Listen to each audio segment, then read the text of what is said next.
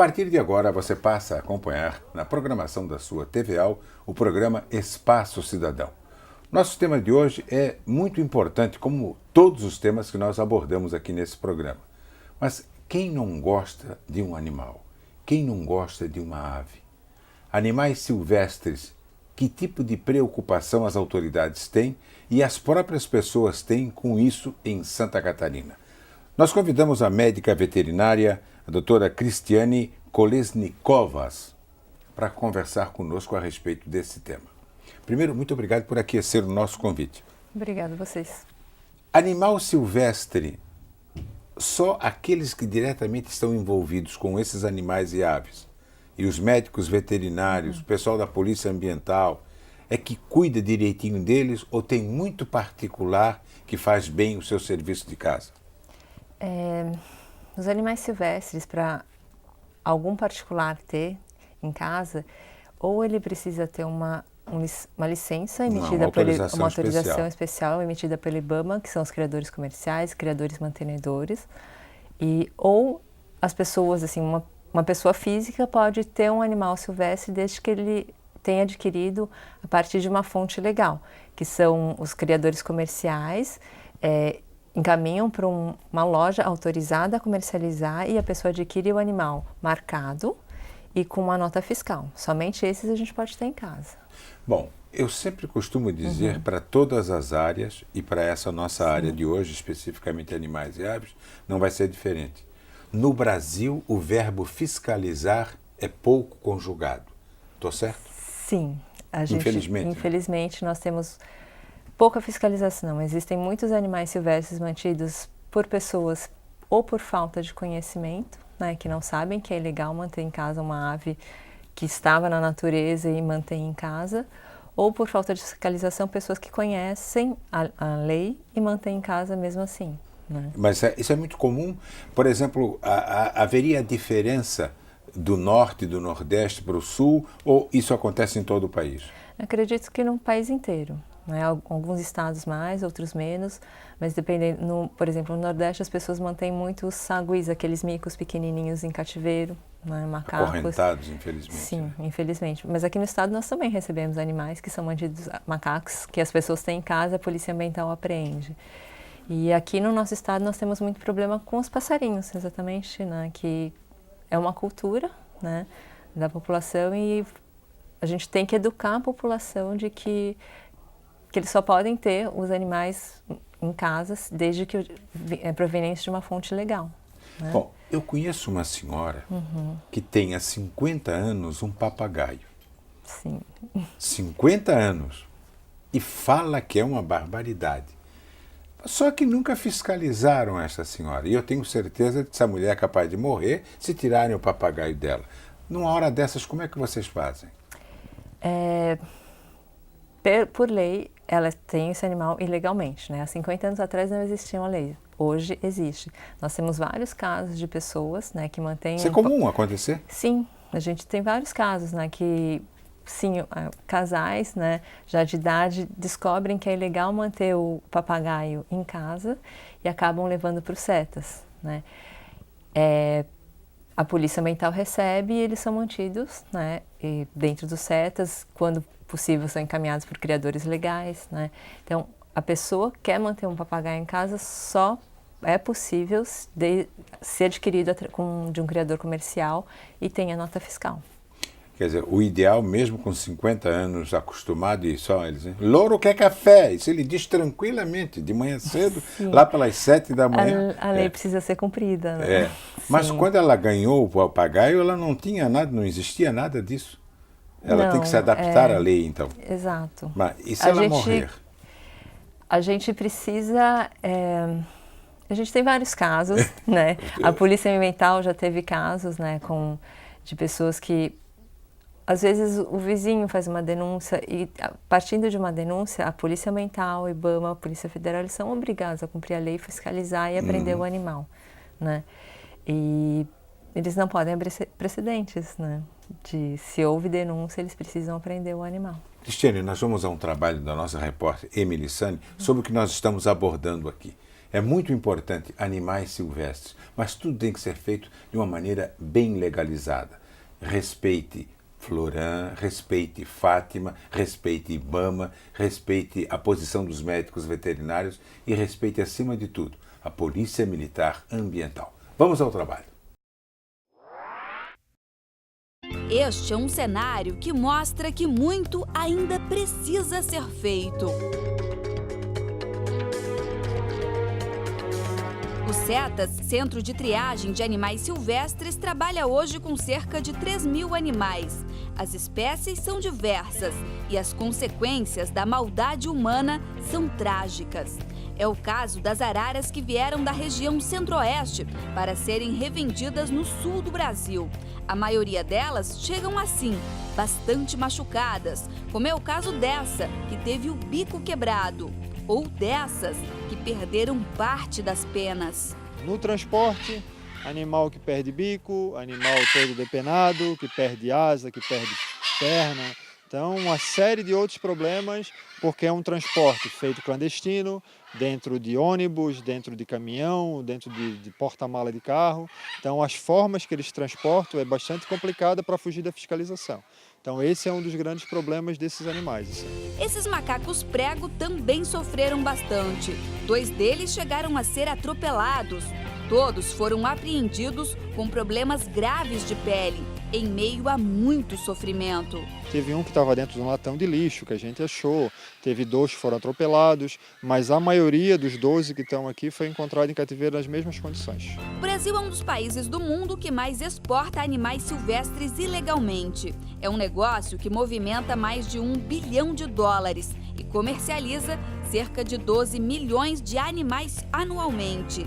Além do tráfico, quem compra e mantém esses animais em cativeiro também está fora da lei. Artigo 29 da Lei de Crimes Ambientais, a Lei 9.605, a pessoa ela vai responder a um processo administrativo, a um processo penal, e normalmente assim, não é só questão do crime, é uma coisa que a pessoa pode ser punida, tal, vai se incomodar, vai ter advogado, promotor, toda essa confusão, mas essa questão de pensar assim, vale a pena eu pegar um bicho na natureza e trazer e deixar lá sozinho na minha casa? Vale a pena eu pegar um papagaio, dizer que eu amo esse papagaio, pendurar na minha casa e ver o bicho coitado desesperado lá começando a perder pena, se apaixonando por cachorro pela televisão, porque ele precisa de contato social e não tem, e aí a pessoa deixa ele das 8 da manhã às 8 da noite trancado em casa, que é o horário que ela chega. Então assim, além do crime, essa questão de pensar um pouquinho e mudar essa cultura que a gente tem de ter animal silvestre em casa. Animais que sofrem com a maldade e a ganância do ser humano. Sinal de que ainda nos falta educação, sensibilidade, respeito.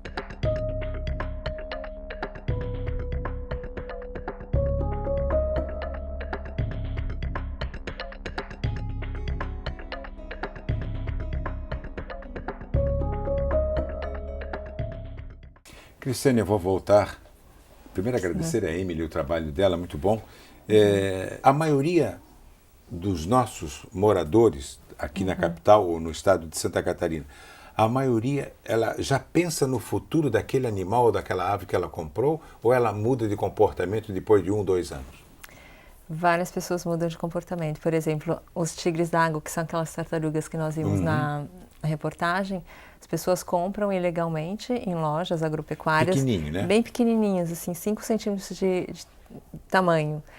O animal começa a crescer, eles não têm noção que aquele animal vai durar mais de 20 anos, né? Ele começa a crescer, começa a comer mais, suja muito o aquário, fica doente, precisa pagar um veterinário e acabam levando para a Polícia Ambiental, né? E a gente tem hoje mais de 100 tigres d'água na Polícia Ambiental, no CETAS, porque as pessoas compram e acabam levando para a polícia porque não querem mais. Qual é a desculpa essa? Tem alguma desculpa? Não me adaptei. O que muitos falam, eles estavam num aquário muito pequeno, eu trouxe aqui que eles vão ficar melhor, né? E não pensam... Mas é uma transferência de responsabilidade. Exatamente, né? Porque quando você... doação espontânea que eles falam. Então, se a pessoa tem ilegalmente, mas leva para a Polícia Ambiental ou entrega no Ibama... Está resolvido o problema. Está resolvido o problema, eles não são multados.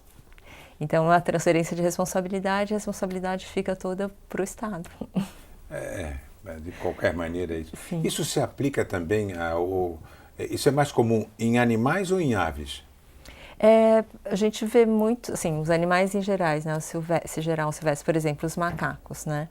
Os macacos as pessoas compram também, compram pequenininho, o que acontece? Os traficantes vão, caçam na natureza, matam a mão, pegam um filhotinho, pegam o filhote e vende para alguém. O macaco cresce, um dia ele é um animal selvagem, resolve morder o dono. Ah, não quero mais, leva para a polícia ambiental. Mesmo os macaquinhos pequenos, né? Então, são várias espécies que nós recebemos que as pessoas cansam de tê-las em casa e acabam levando para a polícia. Cristiane, teria uma lista desses animais os mais comuns de aparecerem lá com vocês, no CETAS? Os mais apreendidos, né, em fiscalização são os passarinhos. 90% dos animais que entram no CETAS são de passarinhos. Uhum. Por exemplo, assim, bem simples, quais os passarinhos mais comuns que as pessoas têm em casa e não deveriam ter, não têm licença para isso? Cardeal? Trinca-ferro, cardeal, sabiá, a gente tem alguns pássaros pretos, né? Então... Coleira? Coleira, sim, com certeza. Curió. Curió também, né? Também. Existem aqueles criadores legais, mas e os ilegais, que são os que são apreendidos. Tá, agora, por exemplo, se tem um criador legalizado de curió, eu posso ir lá e comprar um casal de curiós, vamos supor? Se ele for um criador comercial, certo? E ele só pode comercializar os netos que a gente chama de matriz, né? Ele pode, claro. Ele tem um casal, nasceu um filhote, aquele filhote ele não pode comercializar, ele só pode comercializar o a filho outra. daquele Isso. filhote. Então, só animais, só pode comprar de um criador comercial. E tem fiscalização para isso? O efetivo não, que vocês têm não é suficiente? O que a Polícia Ambiental tem hoje não é suficiente. A Polícia Ambiental, IBAMA, a Fátima, né, não é o suficiente para fiscalizar todo o Estado. E disso se aproveita o traficante, no caso. Exatamente. Uhum. Bom, nós vamos a um intervalo no nosso programa de hoje. Estamos falando de um tema que eu confesso para vocês, eu adoro. Aves e animais. Tudo com criação bonitinha, tudo certinho. Você também deve ter esse tipo de comportamento. Já voltamos aqui pela sua TVAL no Espaço Cidadão.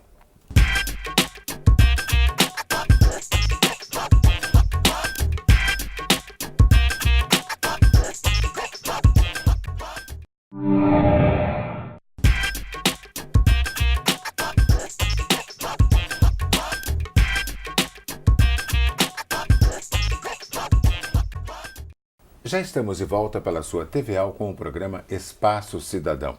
Nosso tema de hoje, animais silvestres. Existem muitos órgãos cuidando de tudo isso. IBAMA, Fátima, Floran, Polícia Militar Ambiental, médicos veterinários. Se todo mundo conseguir pegar junto e tiver um efetivo suficiente, as coisas podem mudar. Cristiane, qual é o animal que é mais comum em chegar em condições altamente debilitadas lá? Como os animais que mais recebemos são os pássaros, né? Todos os que chegam com muitos parasitas, porque eles são tratados de forma inadequada. Transporte, no transporte, mesmo manutenção... Pode gerar esse tipo de problema, né? Sim, porque quando você tira o animal do meio ambiente natural, ele vai para cativeiro e estressa que ele fique doente, apresente as doenças, né? Mas o caso que mais chocou foram os saguis, aqueles micos pequenos que vêm do Nordeste. Um caminhoneiro trouxe do Nordeste, da Bahia, dentro de caixas pequenas. Eram 5 saguis dentro de uma caixa desse tamanho. Quando a gente abriu as caixas, um só estava vivo, os outros mortos, né? Então, a gente conseguiu salvar só um dos 5 saguis que chegaram. Agora, um cidadão desse, claro que ele coloca o recurso, o dinheiro acima de qualquer coisa. Vale a pena para ele isso. Primeiro, porque certamente esses 5 saguis ele pegou escondido e tal.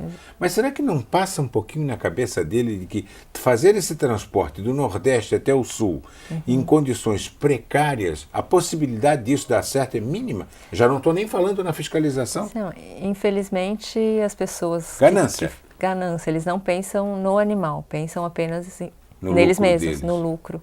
E muitas vezes esse lucro não é tão grande, né? Por exemplo, esses 5 saguis, quanto ele ia ganhar com 5 saguis, né? Não, é um problema sério, né? Eu vou um pouquinho mais fundo ainda, Cristiane. O Brasil é tido como um dos principais exportadores de animais silvestres. É verdade isso? Do tráfico ilegal, sim. Mas o grande problema não é só aqui. Os traficantes só vendem para alguém. Então as pessoas dos outros países o receptador, estão agindo ilegalmente. Se não houvesse receptadores nos outros países, ninguém daqui caçaria e venderia. Por causa da droga, né? Exatamente. Tem o traficante porque tem o usuário. Exatamente. Qual é o país, vê se você teria essa informação, qual é o país que mais compra as coisas ilegalmente? Essa informação eu não tenho, não. Seria fácil comercializar essas nossas aves e qualquer coisa dessa área em países da América do Sul, ou o negócio vai muito mais longe para a Ásia, para a Europa? Eu creio que Europa, Estados Unidos, Ásia, né? Oriente Médio, porque tem pessoas com muito dinheiro. Cristiane, nós vamos a um trabalho feito pela Emily Sani, agora no Zoo de Pomerode, que eu conheci diversas vezes e cada vez que eu passo naquela região, e recomendo a todos vocês que estão nos assistindo agora, façam uma visita no Zoológico de Pomerode. Um negócio espetacular. Vamos ao trabalho de Emily Sani. Ameaçados de extinção, quais são esses animais? O maior zoológico de Santa Catarina fica em Pomerode, que hoje abriga cerca de 1.700 animais. São diversos tipos de espécies, grande parte vem dos setas, onde recuperados conseguem viver o resto da vida em um lugar onde os humanos poderão apenas admirar. O guará foi a primeira espécie brasileira protegida no Brasil. Após vários anos de extinção, hoje a ameaça não é mais pela caça. Os riscos são por outros motivos. Eles sofrem hoje com a questão da degradação ambiental. Eles ocorrem na região costeira, então eles precisam da região de manguezais conservada, e esse ambiente hoje é um dos ambientes muito ameaçados pelo desenvolvimento das grandes cidades, dos empreendimentos que se instalam ao longo da costa brasileira e também pela questão da poluição dos mares. O mico de cheiro é uma espécie que também tem seus encantos. Os bichinhos brincalhões chamam a atenção de Eduarda, de 2 anos, que desde pequena já está aprendendo que esses animais não podem ser levados para casa. A gente está explicando para ela que animais silvestres é realmente só para ela pegar e só ver, né? Não pode levar para casa, né? Então só para apreciar realmente a beleza deles, né? O mico-leão de cara dourada é outro animal que chama a atenção. Muitas pessoas tentam domesticá-lo e desconhecem que isso pode gerar riscos tanto para o animal quanto para o ser humano. Os animais eles são bastante suscetíveis às mesmas doenças que o ser humano tem. E também eles transmitem doenças para o ser humano. Então eles são extremamente sensíveis e acabam vindo a óbito facilmente, com uma simples herpes, uma gripe. Então são animais bastante sensíveis e que no zoológico a gente tem protocolos adequados para que ele tenha uma vida longa, né? As coloridas araras vermelhas, que vivem cerca de 50 anos, precisam muitas vezes estar em um lugar como esse para que cheguem à fase adulta. Esse é um dos grupos que mais sofrem com o tráfico da fauna silvestre. Esses são os animais preferidos de Dona Teresa, que sabe bem que as aves podem e devem ser admiradas, mas de longe. Olha, todos eles têm algum charme, né, que assim nos toca. Mas eu gosto muito da arara, então se eu pudesse levaria para casa, mas a gente sabe que eles têm o seu habitat, nós temos que respeitar isso, né? E cada um no seu cantinho, o que não impede de a gente admirar, de a gente gostar, de a gente dar um afaguinho mesmo de longe, né? Aqui no zoológico eles comem, tiram uma soneca. A preguiça muitas vezes sobra por aqui. A cara do leão africano não é de bons amigos. Mesmo longe do seu território, ele continua impondo respeito. O jabuti anda a passos lentos, enquanto os elefantes a passos bem pesados. Esses animais vieram de centros de recuperação. Hoje eles não podem mais voltar para casa.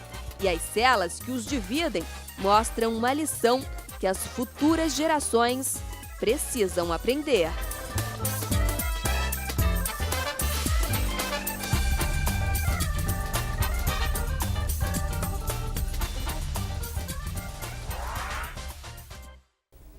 Cristiane, muito sério esse trabalho que é realizado em Pomerode.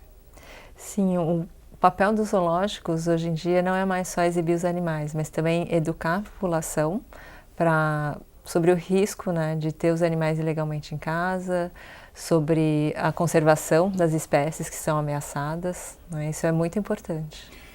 Desmatamento é comum a gente ver, por exemplo, tanto isso eu me lembro de ter visto recentemente, no Alasca, ursos aparecendo no centro de cidades e tal, porque o desmatamento está contribuindo para isso. Isso acontece aqui no Brasil também, né? Com certeza. Com a derrubada das matas, os animais vão procurar outros locais para viver, exato, né? E para procurar alimento também. Eles passam a ter uma vida artificial, então, né? Sim, eles vão... Por isso que nós temos problemas nas fazendas, né, de animais, por exemplo, uma onça que invade uma fazenda à procura de alimento, macacos. Aqui na ilha nós temos, né, o problema com os macacos prego, que na costa da lagoa, no canto dos Araçás, que existe uma população de macacos pregos que eles descem nas casas para pegar alimento, o resto de alimento. Nós invadimos o habitat deles, né? E sem a mínima preocupação, né? Eles entram e levam o que for possível. Tem gente que fala que eles até invadem as cozinhas, né? Ô, Cristiane, recentemente a gente comentou aqui, e foi notícia aqui no nosso estado, uma Rottweiler alimentando um filhote de coelho. Duas coisas estranhas, inclusive a Rottweiler com uma gravidez psicológica. Essa história de gravidez psicológica se imaginava inicialmente que poderia ser só no ser humano, mas nos animais também isso acontece? Sim, porque é o instinto maternal que a gente chama, né? Os filhotes estimularam a cachorra a produzir leite Mas recentemente ela não teve filhotes. É o que a gente fala, né? Pensando na parte científica, né? Isso. Que você estimula, o filhote estimula a mãe a produzir o leite. Né? A presença do filhote já estimula a produção de hormônios e existe a produção do leite. É bom ser veterinária? Como é que você definiu que seria veterinária? E por que você escolheu essa profissão? Eu sempre adorei animais, né? Sempre cães, gatos, e quando eu entrei na faculdade, o meu sonho era trabalhar no Zoológico São Paulo. E sempre, desde que do meu primeiro ano de faculdade, eu trabalhei em zoológicos, trabalhei com animais silvestres, né? Assim, é uma paixão. Eu já tentei trabalhar só com laboratório, só com pesquisa, mas não consigo ficar longe dos animais. Eu tenho que estar em contato com eles e não deixa de ser uma terapia, né? Contato com os animais, a gente poder tratar um macaco e ver que ele sobreviveu, né? Um macaco... Graças ao seu trabalho? Sim, ao trabalho de toda a equipe, claro, né? Claro. E isso é muito gratificante, né? A gente salva vidas. E você tem, como cidadã, resposta por parte de Floram, IBAMA, Polícia Militar Ambiental, Fátima, todos esses órgãos, nesta hora, eles conseguem se unir numa atitude direta para fiscalizar, para proibir, para ajudar? Nós temos o termo de convênio com a Polícia Ambiental, o IBAMA e a Fátima para trabalhar dentro dos CETAS, né? Nós somos uma organização não governamental que trabalha ajudando voluntariamente.